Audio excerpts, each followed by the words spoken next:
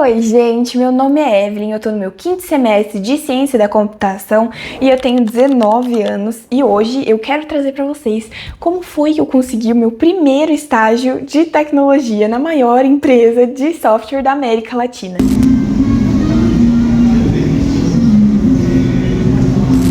Acho que vale ressaltar e contar pra vocês que eu já tentei gravar esse primeiro vídeo umas 3, 4 vezes, mas na primeira vez tinha ficado perfeito, desfocou porque acabou a luz, na segunda vez não gravou, na terceira vez a luz não estava me agradando e cá estamos na terceira vez. Hoje vai sair esse primeiro vídeo, porque é melhor feito do que perfeito. Eu discordo completamente disso, porque eu gosto muito de coisas perfeitas, mas acho que a gente pode estar abrindo uma exceção. Vamos com uma linha do tempo e uma especificação antes. Se você quer uma resposta rápida de como foi que eu consegui, eu tenho um Reels no meu Instagram e no meu TikTok também tem, onde eu explico rapidamente como foi que eu consegui. Então, menos de 1 minuto você tem. Agora aqui é a versão longa de como eu consegui. Só especificando que eu entrei na escola com 5 anos e meio e fiz 6 anos na metade do ano. Por isso que eu entrei na faculdade aos 17. Então, eu acabei o ensino médio, logo em seguida eu já comecei a faculdade. Eu nunca tive muito contato com tecnologia. Assim,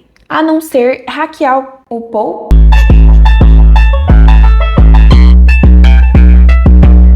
Né? Acho que todo mundo fez isso lá no 4Charity para conseguir dinheiro infinito, e isso aí acho que conta como um grande experimento da tecnologia. Ninguém esperava que eu ia para a área da tecnologia. Eu queria fazer ou administração ou direito, porque eu cresci numa casa onde o meu pai é concursado. Aqui sempre foi muito fomentada a ideia de que devemos estudar muito e correr atrás das coisas com estudo. E eu acho isso muito importante. Meus pais trabalharam demais e graças a Deus eu tenho muitos privilégios nessa parte, então eu sempre pude estudar muito. Não se comparem, porque a vida do outro é sempre muito diferente da sua e eu reconheço que eu tenho muitos privilégios. Aqui em casa, todo mundo queria que eu fizesse concurso e concurso era a única ideia possível de sucesso aqui em casa, assim. Claro que teriam outras ideias, mas até hoje meu pai gosta muito dessa segurança que o concurso te dá. Gostava da ideia de fazer concurso porque eu queria muito dar orgulho pros meus pais e eu falei, não, vou ter que fazer concurso e quero fazer concurso, e eu coloquei essa ideia na minha cabeça de que eu queria fazer concurso. Meu pai viu um anúncio na internet de que estavam precisando de muitos programadores porque ao longo do tempo não ia ter programador suficiente para programar todo esse dado, todas essas coisas que estamos tendo nos dias de hoje.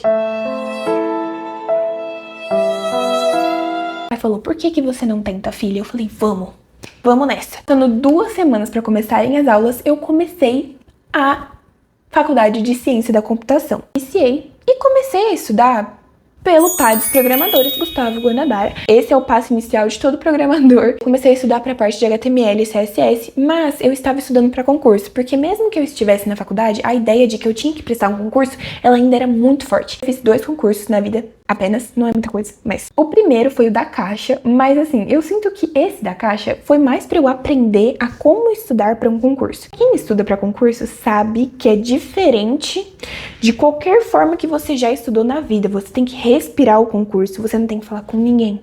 Você não existe. É o concurso a única coisa que você foca. E eu não fiz isso no primeiro concurso que eu fiz, então assim, não foi muito bom, foi péssimo. E eu estudava pra escola, então pra mim era a mesma coisa. Não era. Era muito diferente. Depois eu estudei pro TJ São Paulo, só que faltou muito pouco tempo. Eu comecei a estudar com a minha prima. A gente ia dormir, tipo, 10 horas da noite, 11 horas da noite, porque eu chegava da faculdade. Aí eu dormia assim que eu chegava da faculdade, umas 10h30. Acordava às 4 horas da manhã. Ah, Evelyn, mas você acordava mesmo? Sim, a gente entrava em ligação de vídeo, porque se a outra não tivesse acordado, a gente se acordava 4 horas da manhã todos os dias. E eu estava acertando mais de 75% da prova nos simulados em casa, o que não é suficiente para um TJ. Vale ressaltar. Eu acredito que se eu tivesse estudado por mais um ano, teria dado bom, mas como a gente tinha um único mês para estudar tudo, não teve como. Por que isso é importante? Porque a minha matéria favorita para estudar era lógica. E eu gabaritei lógica no primeiro concurso que tinha lógica para fazer. E eu falei, é isso. Eu gosto muito de lógica mesmo, não tenho o que fazer. Eu gosto de lógica. Gente, eu amo lógica. E eu falei, como que eu posso trabalhar com lógica na minha vida? Programação. E eu já tava fazendo Ciência da Computação. E eu falei, eu acho que não é pra mim essa vida de concurso mesmo.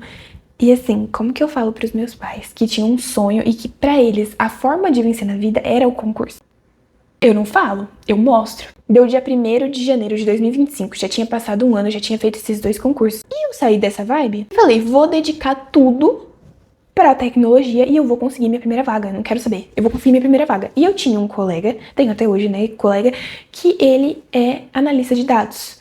E ele é muito bom no que ele faz, e ele é, tipo assim, muito especialista. Ele sai e vai ensinar análise de dados pelo Brasil, assim, pra Coca-Cola, Toyota. Aí ele falou que ele conseguiria uma vaga pra mim, uma vaga de emprego, né, tipo, uma entrevista, óbvio, se eu soubesse dos assuntos, das coisas da área. Eu falei, eu vou fazer de tudo, eu vou entrar de cabeça nisso, eu vou estudar muito, porque pra alguém que estudava 12 horas por dia, eu saí pra estudar 8. Era uma vantagem muito grande. Isso aqui com a faculdade, tá?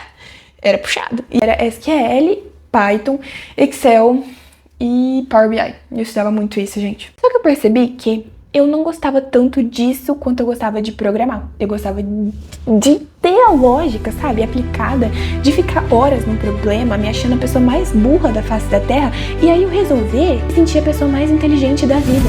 Eu queria isso pra minha vida. E eu falei, gente, não tá dando certo isso aqui de análise, mas eu falei, vou focar. Isso aqui é uma dica pra vocês, tá? Se você quer entrar na área da tecnologia, foca numa área só. Tem muita área na tecnologia. Se você for querer aprender tudo, meu amor, você não vai. Não vai, não adianta. Eu queria aprender tudo. Falei, não, vou focar em análise de dados, porque eu teria o QI, que é quem indica. E nada como um QI pra você conseguir alguma coisa na vida, infelizmente, é a verdade. Nesse meio de tempo, minha amiga me mandou uma mensagem falando, Evelyn, surgiu uma vaga na TOTS. Eu já conhecia a TOTS, porque uma amiga minha queria muito entrar na TOTS, e aí eu acabei conhecendo. E eu falei, nossa, eu quero isso pra minha vida, eu quero trabalhar lá também. Gente, passei. E eu acredito que uma coisa que tenha feito eu passar, na verdade, tenho certeza, foi o fit cultural. Porque, gente, tem gente que fala que não é importante, mas eu acredito que fit cultural é muito importante. Porque se tem uma coisa que eu tenho alinhada com a TOTS, é a cultura. A cultura TOTS, pra mim, é a... Eu acho que o fit cultural, as pessoas menosprezam muito, falam muito que não é necessário, você tá lá na GUP, e aí você tá tentando, e aí você não passa nem no fit cultural, tá tudo bem, não era pra você. No dia a dia, isso importa. Me inscrevi, passei pra segunda fase. Gente, nessa hora, eu só contei pra 2 pessoas. Meu namorado e minha prima. Tava com um pouquinho de medo de contar pros meus pais, porque eu já tava querendo um emprego, só que eles não queriam que eu trabalhasse, a não ser que fosse um concurso. E não, concurso, você não tem como você falar assim, eu vou passar amanhã, e aí... é isso. Não, você tem que estudar muito. Faltando 2 dias pra vir a entrevista de verdade, eu contei pra eles que eu ia fazer a entrevista. E a primeira coisa que eu falei pra eles é na maior empresa de software da América Latina, vale pontuar. Teve uma preparaçãozinha, assim, um dia antes de como seria mais ou menos a entrevista. E quando eles mandaram que eu tinha passado, eu respirei TOTS. É sério, gente, tudo que vocês imaginarem, ai, você sabia? Sim. Só assim eu sabia quem era o criador, sabia que eles eram o primeiro unicórnio do Brasil. Muita coisa. Hoje em dia eu já esqueci bastante coisa, mas assim, eu sabia muita coisa da TOTS, muita mesmo. Porque uma coisa que eu percebi dessas empresas grandes é que eles querem um fã de carteirinha, porque eles não estão esperando que você saiba muita coisa. Eles sabem que estagiário é estagiário. Ele não tá esperando uma coisa absurda de você, que às vezes outra empresa tá esperando, porque eles querem contratar um júnior sendo no valor de um estagiário, né? Vamos combinar. Teve a dinâmica de grupo, foi das 9 ao meio-dia a entrevista completa, porque foi tudo no mesmo dia. Foi o meu painel e a entrevista com o RH, caso você passasse. Cheguei na entrevista de grupo e eu tava muito nervosa, me tremendo toda. Basicamente, a gente teve um projetinho pra fazer, assim, na entrevista. Então, era um problema do dia a dia, onde tinha problema com API e SQL. Eu sabia muito de SQL. Eu não sabia nada de API, gente. Nada. Eu não sabia nem o que era uma API direito. Aí vocês falam, nossa, Evelyn, mas você era muito iniciante, você não sabia nada.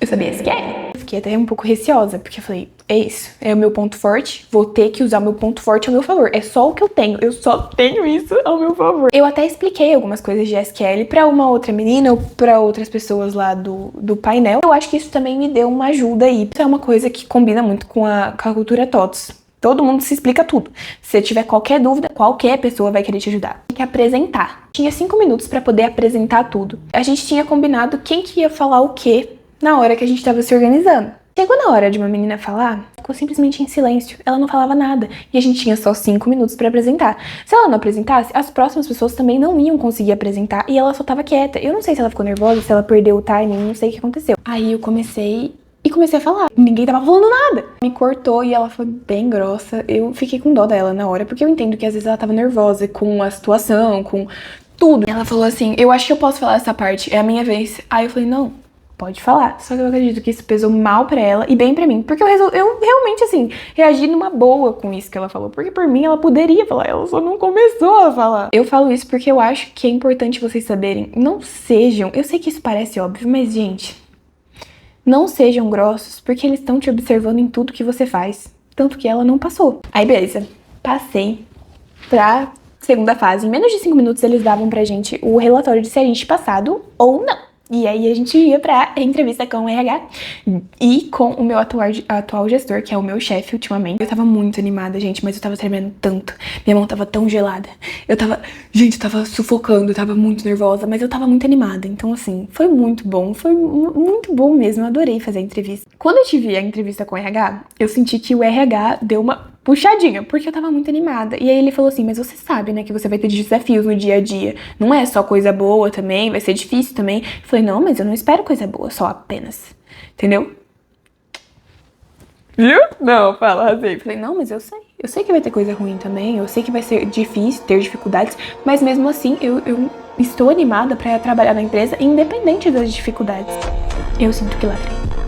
Eu entendo porque era meu primeiro emprego, então eu vi que eles estavam um pouco mais, né? Meu chefe não, meu chefe eu já dava pra ver no olho dele que eu tinha passado. Eu falei, gente, passei, porque ele tava quase falando pra mim, você passou, é isso, muito bem, a vaga é sua. E aí eu passei. Faltava, tipo, 2 semanas depois eles me mandaram uma mensagem falando, você passou. E aí, eu comecei só em maio, mas lembra que eu tinha falado que eu tinha começado a estudar no dia 1º de janeiro de 2025? Fim de fevereiro eu já tava contratada. Foi a minha primeira entrevista de emprego da vida e eu passei meu primeiro emprego da vida e, assim, surreal.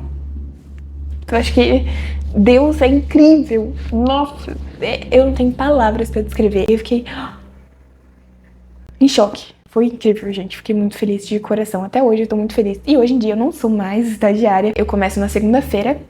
Hoje é quinta. Hoje é quinta. E eu começo na segunda-feira como desenvolvedora de software oficialmente. Eu trabalho mais especificamente com desenvolvimento desktop. Eu posso trazer mais sobre isso pra vocês. Espero muito que vocês tenham gostado de coração. E eu fiquei muito feliz de ter essa conversa com vocês. Eu espero que vocês se sintam inspirados a estudar mesmo, a correr atrás mesmo, porque uma hora vai dar certo. Monta tudo certinho. Eu posso trazer um vídeo de dicas e coisas do tipo. E até o próximo vídeo, gente. Tchau!